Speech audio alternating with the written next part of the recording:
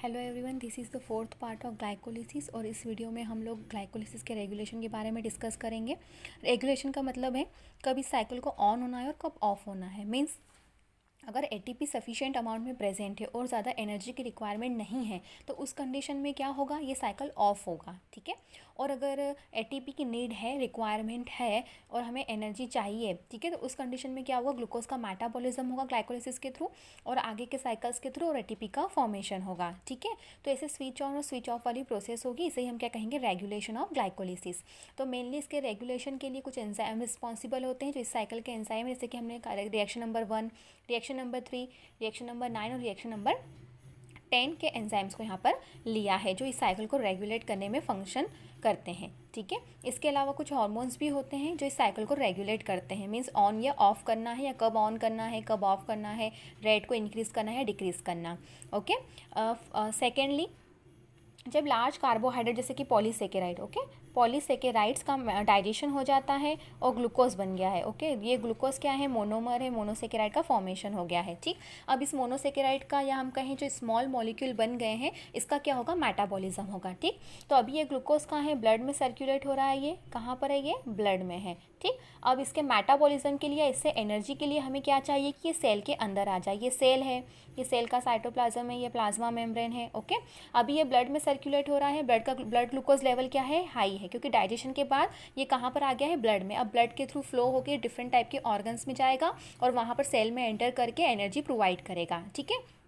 तो यहाँ से ये कहाँ पर आ जाता है, सेल के अंदर। अब सेल के अंदर आने के यहाँ जो प्रोसेस होता है वो अलग से एक प्रोसेस होता है कि किस मेथड के थ्रू ये ग्लूकोज ब्लड से सेल के अंदर आता है। ओके। अब ये सेल के अंदर आ गया है, साइटोसोल में आ गया है। अब सेल के अंदर डिफरेंट टाइप के ऑर्गन्स भी है, जितने भी अब साइकिल होने हैं ग्लूकोज मेटाबॉलिज्म के, ओके, वो कहाँ पर होंगे, सेल के अंदर होंगे।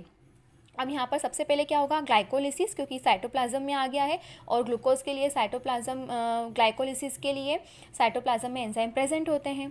ठीक। तो अब इसका क्या होगा, ग्लाइकोलिसिस होगा। ओके। तो इसके रेगुलेशन के लिए हम देख लेते हैं कौन कौन से एंजाइम रिस्पॉन्सिबल है। फर्स्टली हमने देखा है हेक्सोकाइनेज, ये इस साइकिल का फर्स्ट एंजाइम होता है। ठीक है। जो क्या करता है, ग्लूकोज को ग्लूकोज 6 फॉस्फेट में कन्वर्ट करता है। ठीक। ग्लूकोज 6 फॉस्फेट में कन्वर्ट हो गया हेक्सोकाइनेज की प्रेजेंस में। अब इस एंजाइम के कुछ एक्टिवेटर और कुछ इनहिबिटर प्रेजेंट होते हैं। अब एक्टिवेटर और इनहिबिटर से क्या मतलब है, इनहिबिटर मतलब जब हमें एटीपी की रिक्वायरमेंट नहीं है, सफिशिएंट अमाउंट में एटीपी प्रेजेंट है, तो हम इस एंजाइम की एक्टिविटी को क्या कर देंगे, ब्लॉक कर देंगे। ठीक है।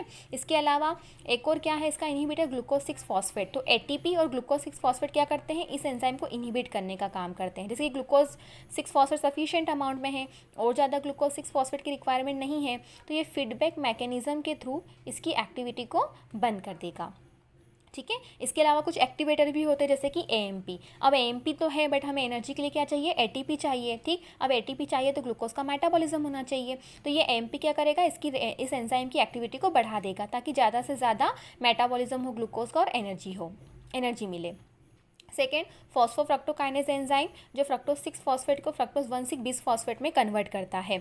ये एंजाइम जो होता है, इसका रेट लिमिटिंग एंजाइम होता है। इस एंजाइम का नेचर होता है एलोस्टेरिक, मतलब ये एलोस्टेरिक एंजाइम होता है। एलोस्टेरिक एंजाइम क्या होते हैं, ऐसा एंजाइम जिसके पास एक्टिव साइट के अलावा एक और साइट होती है। एक्टिव साइट मतलब जहाँ पर सबस्ट्रेट आकर बाइंड होगा, जैसे इसका सबस्ट्रेट क्या है, फ्रक्टोज 6 फॉस्फेट, ये आकर बाइंड हो जाएगा और प्रोडक्ट में कन्वर्ट होगा। प्रोडक्ट क्या है इसका, फ्रक्टोज 1,6 बिस फॉस्फेट। बट ये एंजाइम एलोस्टेरिक नेचर का है, तो इसके पास एक और साइट है, एलोस्टेरिक साइट। अब इस एलोस्टेरिक साइट पर या तो ये एक्टिवेटर को बाइंड कर लेगा या इनहिबिटर को बाइंड कर लेगा। अगर एक्टिवेटर बाइंड होते हैं, जैसे इसके एक्टिवेटर कौन है, एएमपी, फ्रक्टोज 2,6 बिस फॉस्फेट, अगर ये आकर बाइंड होते हैं तो इसके मेटाबॉलिज्म को बढ़ा देंगे। ठीक है। बट अगर इनहिबिटर जैसे कि एटीपी और सिट्रेट, जो सिट्रेट है वो टीसीए साइकिल का एक कंपाउंड है, अगर ये सफिशिएंट अमाउंट में है, ठीक है, तो ये इस एंजाइम को क्या करेंगे, इनहिबिट करेंगे। ये इसकी एलोस्टेरिक साइट पर आकर बाइंड हो जाएंगे और इसे फ्रक्टोज 6 फॉस्फेट को फ्रक्टोज 1,6 बिस फॉस्फेट में कन्वर्ट नहीं होने देंगे। ठीक है। तो ये जो फॉस्फोफ्रक्टोकाइनेज होता है, ये एक एलोस्टेरिक एंजाइम है जो कि इस साइकिल का रेट लिमिटिंग एंजाइम या रेट लिमिटिंग रिएक्शन होती है। ठीक है। Fructose 2,6 bis phosphate fructose 1,6 bis phosphate के जैसे ही कंपाउंड है। जैसे यहाँ पर एंजाइम लग रहा है फॉस्फोफ्रक्टोकाइनेज, ये 1 है, जिसने काइनेज 1 जिसने फ्रक्टोज 6 फॉस्फेट को फ्रक्टोज 1,6 बिस फॉस्फेट में कन्वर्ट किया है। एक एंजाइम होता है फॉस्फोफ्रक्टोकाइनेज 2 जो कि फ्रक्टोज 6 फॉस्फेट को फ्रक्टोज 2,6 बिस फॉस्फेट में कन्वर्ट करता है। अगर ये अवेलेबल है तो ये ग्लाइकोलिसिस की रेट को इंक्रीज़ करने का काम करेंगे। थर्ड हम यहाँ पर पहले डिस्कस कर लेते हैं लास्ट वाला, क्योंकि ये जो मेन 3 इरिवर्सिबल रिएक्शन है 1, 3rd और लास्ट वाला 10th रिएक्शन, ये इस साइकिल के मेन रिएक्शन होते हैं। तो 10th रिएक्शन कौन सा है? फॉस्फेनॉल पायरुवेट कन्वर्ट होता है पायरुवेट में in presence of pyruvate kinase enzyme. इस एंजाइम के भी कुछ एक्टिवेटर और इनहिबिटर प्रेजेंट है। एक्टिवेटर है इसके AMP, ADP, fructose 1,6 bis phosphate, मतलब इसका प्रोडक्ट ऊपर वाला सबस्ट्रेट, ठीक है। अगर ये सफिशिएंट अमाउंट में है, ठीक है, अगर ये अवेलेबल हैं तो ये क्या करेंगे, इस एंजाइम की एक्टिविटी को बढ़ा देंगे ताकि ज़्यादा से ज़्यादा फॉस्फेनॉल पायरुवेट में कन्वर्ट हो और जो आगे के साइकिल है वो भी रन हो और ATP का फॉर्मेशन हो।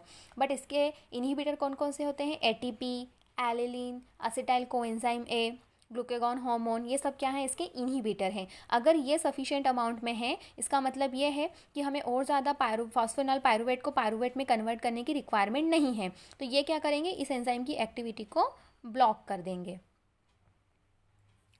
ओके अब हम लोगों ने यहाँ पर एंजाइम्स देख लिए। जैसे एक और एंजाइम हमारा रह गया इनोलेस, जो 2-फॉस्फोग्लिसरेट को फॉस्फोइनॉल पायरुवेट में कन्वर्ट करता है। रिएक्शन नंबर 9 है।